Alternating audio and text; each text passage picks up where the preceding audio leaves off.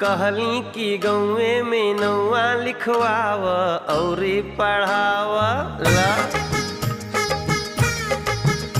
अरे बबुनी के शहर के लागल बहावा और पढ़ावा।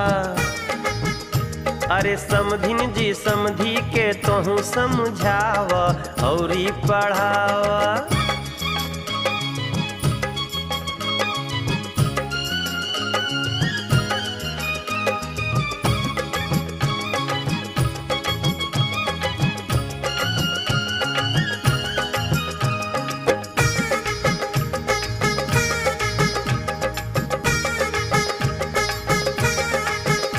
अरे एक दिन लौटे में रात हो गईल, एक दिन लौटे में रात हो गईल, तो सोचे लगल बड़ी भारी बात हो गईल।